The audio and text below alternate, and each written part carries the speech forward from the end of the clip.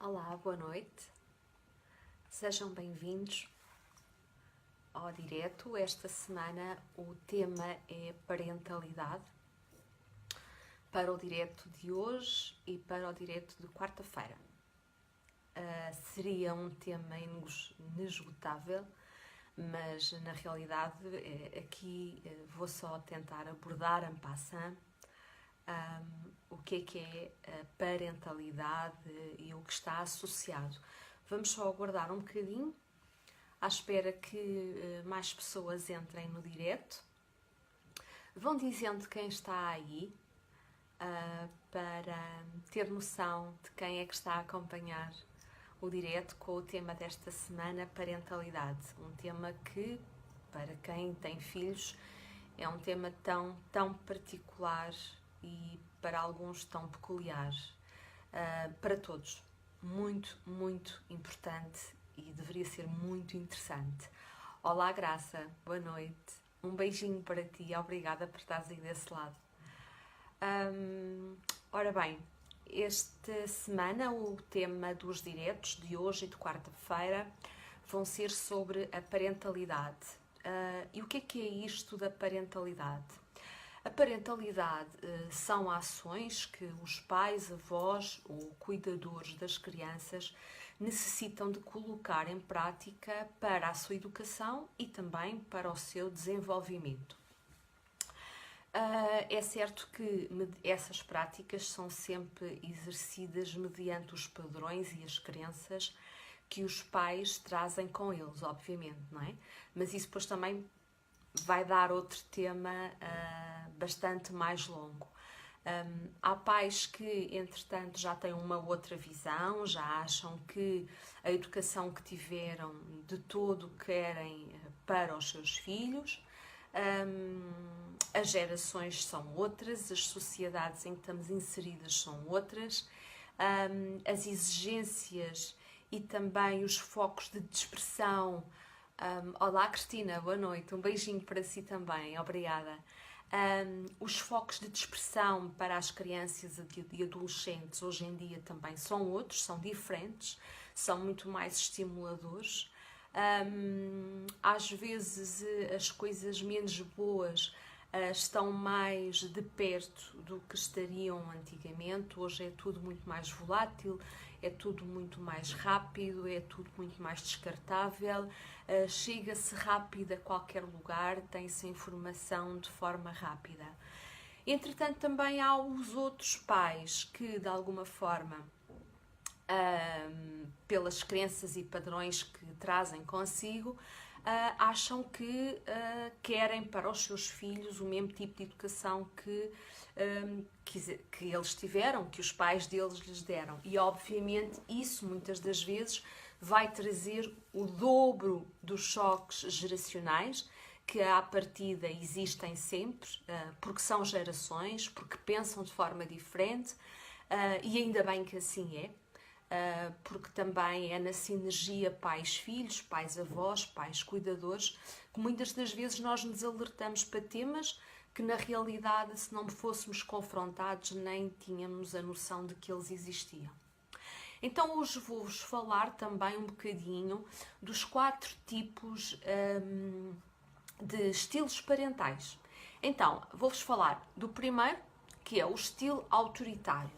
E então, esses pais, avós que educam as crianças ou os cuidadores que estão a cuidar dessas crianças e que têm um estilo autoritário, são pessoas muito rigorosas, têm imensas regras e esperam uma obediência absoluta. Obviamente, isso vai gerar na criança muita irritabilidade, muita revolta, muito temperamento, muito receio, muito medo e muita falta de autoconfiança. Portanto, no futuro irão ser uns adultos com muita falta de autoconfiança. Depois dos autoritários vêm os autoritativos, que são diferentes, um bocadinho diferentes. Têm autoridade nas suas ações, mas estão prontos à negociação. estão prontos à negociação e até ao compromisso. E então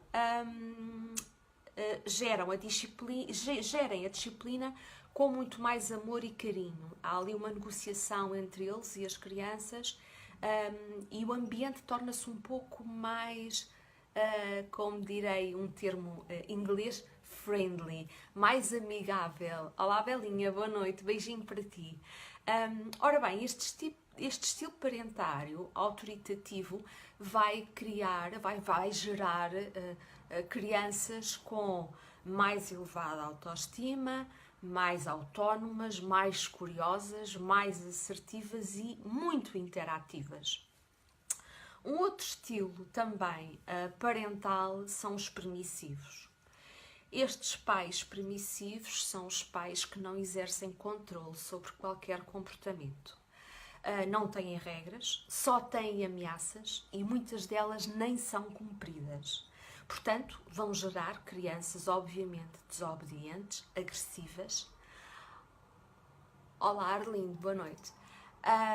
Crianças irresponsáveis e desafiadoras. Vão ser adultos desafiadores com o perigo, vão ser desafiadores para poder manifestar a sua presença e chamar também a sua atenção. E por fim vem um estilo que é completamente o oposto do primeiro, do autoritário, que é o estilo isolado, que são pais, avós ou cuidadores das crianças que não são responsáveis nem exigentes, não são cuidados, desconhecem as necessidades das crianças em si e não lhes prestam a devida atenção, nem nos afetos, nem na disciplina. E o que é que isto vai gerar? Vai gerar crianças com dificuldades psicológicas e muitas das vezes vai originar crianças e adolescentes com comportamentos desviantes. E aí sim é necessário estarem atentos para procurarem ajuda em técnicos que obviamente possam acompanhar e ainda chegar a tempo de regredir nestes comportamentos desviantes que geralmente nunca levam a bom porto, nem lhes traz um futuro muito risonho. Depois de alguma forma, en passant, vos ter falado nos estilos parentais, então vou-vos falar do como exercer a parentalidade. Ora, no início deste direto, eu já falei que a parentalidade são as ações que os pais, avós ou cuidadores precisam de colocar em prática, tanto para a educação como para o desenvolvimento da criança. Então, seria bom que esta parentalidade fosse exercida com limites, mas de uma forma empática, ou seja, com os seus limites definidos e de uma forma empática, ou seja, nós adultos colocarmos no lugar das crianças e pensarmos como é que nós gostaríamos que esta pessoa nos informasse ou nos conduzisse os limites, ok?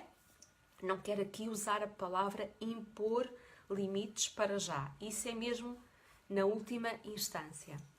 Depois, se nós queremos trabalhar crianças que no futuro sejam cooperantes, olá Sara, um beijinho grande, até sábado. Se nós queremos ter crianças que sejam cooperantes connosco, então temos que trabalhar na prevenção. E trabalhar na prevenção é trabalhar a relação com eles.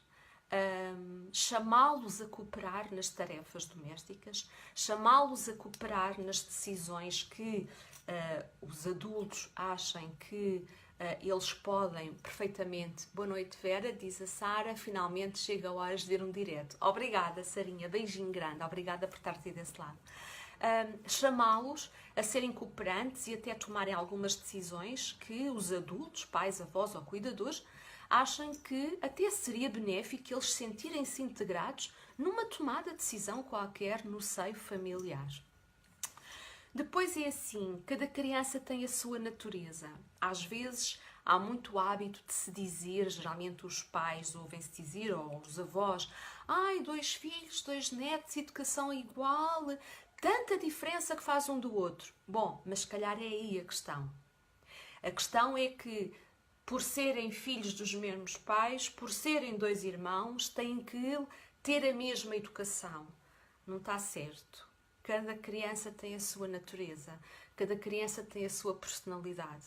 O que é certo para uma criança, se calhar tem que ser dito de forma diferente para outra, ok? Portanto, essa estranheza de dois irmãos educados da mesma forma, o que foi originar? Isso, a questão não está na criança, está no adulto ou nos adultos que não tiveram a capacidade de saber e de os estudar e de estarem atentos, acima de tudo, estarem atentos, conhecerem os filhos, os netos ou as crianças que estão à sua responsabilidade, porque obviamente cada pessoa é uma pessoa, nós não somos todos iguais e a educação não é apreendida para todos de forma igual, ok? Depois, também, é necessário para nós deixarmos exprimir as emoções. As emoções e os sentimentos não têm moralização, ok? As ações têm. Se mediante uma emoção ou um sentimento eles tiverem uma ação menos própria, ok? Aí há que corrigir. O facto da criança ter uma emoção ou um sentimento e ter necessidade de extravasar, está tudo certo. Okay? É muito importante que as crianças manifestem e extravasem a sua tristeza, a sua dor, a sua angústia. Eles têm que deitar cá para fora isso tudo. Portanto, temos que ser, de alguma forma, complacentes e ter tempo para pararmos a nossa vida. E quando eu digo parar, é uma metáfora. Obviamente, a nossa vida não para. Porque eu falo como mãe, eu quando dou atenção aos meus filhos, a minha vida não para. Param as minhas tarefas, que eu se calhar teria que desempenhar. Olá Paulo, boa noite, bem-vindo. Mas a minha vida enriquece o tempo que eu tenho que parar para dar lugar aos meus filhos. Boa noite, obrigada. Para dar lugar aos meus filhos, para os ouvir, para lhes perguntar eu própria o que é que se está a passar, como correu o dia da escola, como é que correu o dia na faculdade, como é que correu o dia com os amigos, se está tudo bem, se noto alguma questão, então vamos abordá-la. Enfim, também temos que ser nós a parar um bocadinho a nossa rotina para nos dedicarmos a eles, darmos a conhecer que somos bons ouvintes, que temos uma escuta ativa e que naquele momento a coisa mais importante são eles. E se tiverem alguma questão para ser falada, para ser resolvida, para ser tratada, é naquele momento de partilha e de intimidade que, obviamente, eles estarão à vontade para partilhar. Se porventura não está criada uma relação de maior proximidade, obviamente, então, é sempre bom e ideal terem os seus pais de confiança com quem eles então sentirão a total abertura para poder abordar este ou outro assunto. Depois também é muito importante sermos claros e específicos no que queremos dizer e dar-lhes alternativas, não impondo coisas. Dando alternativas, cabe-nos a nós estudar as melhores alternativas e explicar o porquê delas e aonde é que elas os podem levar. Ok? Mas também terem eles, darmos nós a eles o poder de decisão. Não direi a última palavra, mas o poder de escolha. O poder de eles fazerem uma autocrítica, o poder de eles fazerem uma avaliação, de pensarem sobre o assunto, de refletirem e verificarem onde é que este caminho me vai levar, é bom ou mau. Eles próprios, a pouco e pouco, no trilho do seu caminho, no trilho da sua vida, começarem a saber fazer as escolhas benéficas para o seu futuro. Depois, quando eles tiverem um comportamento bom, nós apreciarmos e verbalizarmos. Acima de tudo, valorizarmos. Nunca deixar de dizer a uma criança, só porque é uma criança, um obrigada, um se faz favor, um foste maravilhoso, um foi corretíssimo o que tu fizeste, estou orgulhosa de ti, entre outras coisas. As crianças também precisam que sejam valorizadas e elas um dia serão os homens e as mulheres da educação que receberam. Portanto, quanto mais autoestima, autoconfiança elas tiverem quando pequenas, e enquanto pais, avós ou cuidadores tiverem essa intenção para com eles, obviamente eles serão umas melhores pessoas no seu futuro. Depois, por fim, sermos firmes e consistentes. E quando digo sermos firmes e consistentes, é tão simples quanto este exemplo. Se nós quisermos que eles se descalcem à entrada da casa, então nós vamos nos descalçar com eles. Basta isto.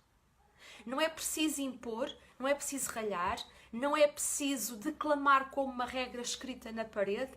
Não, é pelo exemplo. Se é para descalçar, então eu descalço-me contigo. E mais nenhuma vez vai ser necessário. É tão simples quanto isto, certo? Depois, o respeito mútuo é muito importante. É colocarmos, é quase como uma primeira regra que eu dei.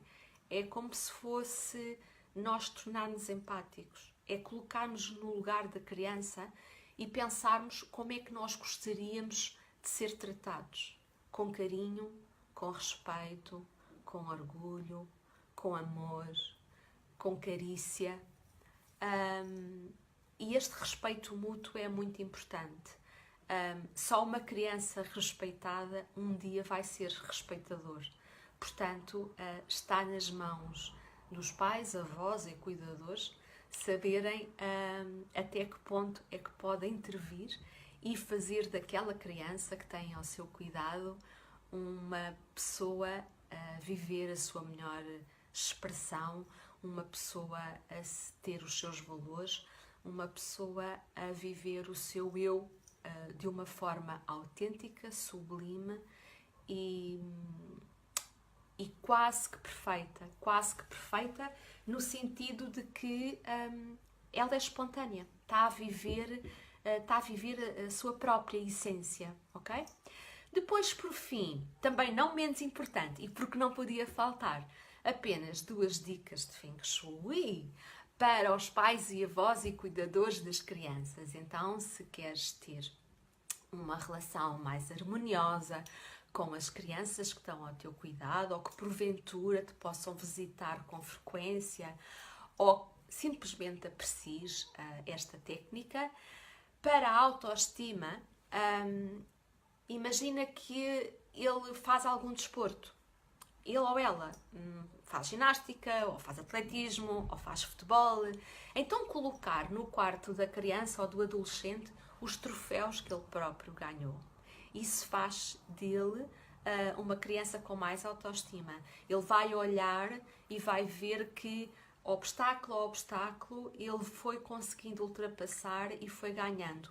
E será esse o espelho para a vida dele que ele vai levar, que numa competição saudável, numa participação saudável, numa cooperação saudável com os outros pares, ele acabou por ganhar uma medalha de bom comportamento, por ter corrido mais rápido, por ter sido mais assertivo, e isso levou a que ele tivesse uma força interior e um orgulho em si, uma vontade imensa de, na vida, ultrapassar as suas adversidades.